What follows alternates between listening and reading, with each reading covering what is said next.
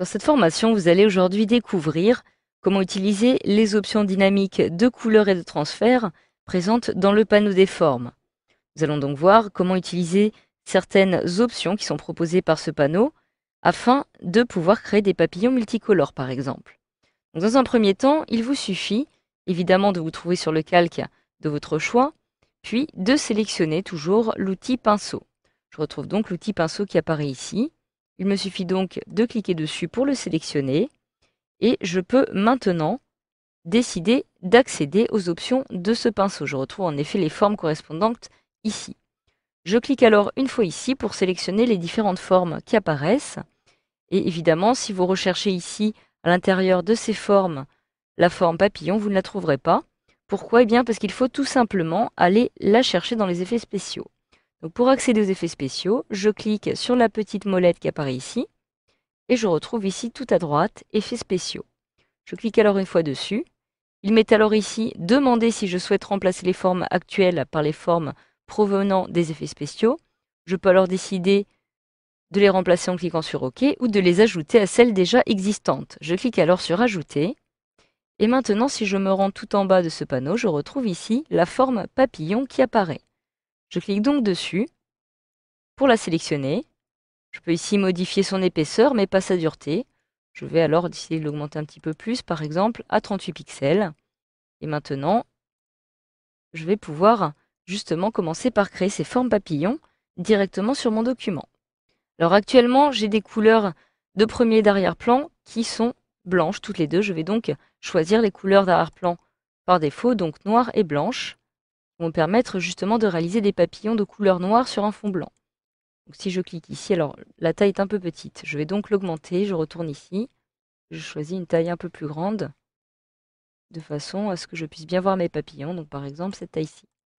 Donc si je clique, comme vous pouvez le voir, tous les papillons qui apparaissent sont de couleur noire sur fond blanc, tout simplement.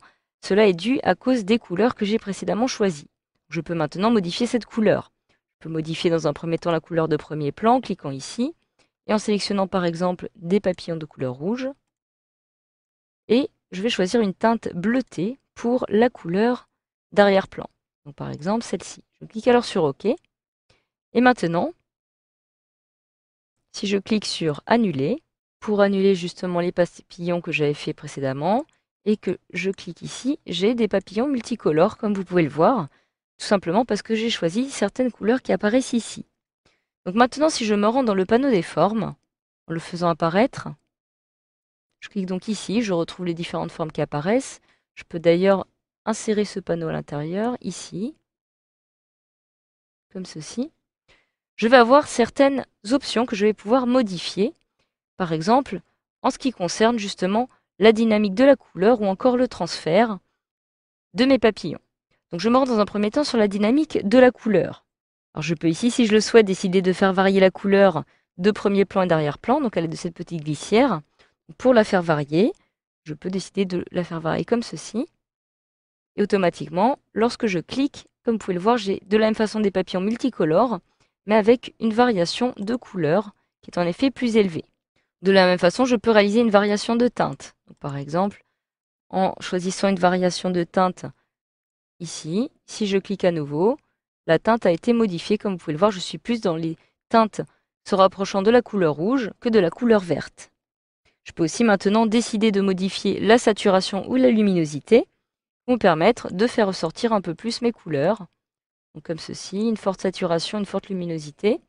Je vais par exemple annuler les dernières actions et je peux maintenant, comme vous pouvez le voir, la saturation et la luminosité de mes papillons a aussi été modifiée et j'ai maintenant une saturation qui est plus forte, donc des papillons qui ne sont plus rouges mais plutôt roses, comme vous pouvez le voir actuellement. Donc si maintenant je me rends dans Transfert, en cliquant ici, je peux décider de rendre un peu plus transparent mes papillons, tout simplement en gérant l'opacité. Donc j'ai ici la variation de l'opacité qui est actuellement à 0, c'est-à-dire que mes papillons ne seront pas opaques.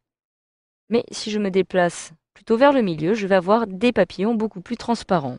Donc je me déplace par exemple ici, et si je clique à nouveau, les papillons sont bien plus transparents comme vous pouvez le voir actuellement lorsque je clique ici. Donc voilà, chaque fois que vous allez modifier ces différents éléments, vous pouvez faire un test à côté, directement dans votre zone de travail qui apparaît ici. Et de la même façon, vous allez pouvoir faire varier les différentes couleurs de vos papillons à l'aide de la dynamique de couleur ou encore du transfert. Donc voilà, vous savez désormais maintenant comment créer des papillons en fonction des options dynamiques de couleur et de transfert présentes dans le panneau des formes sous Photoshop CS6.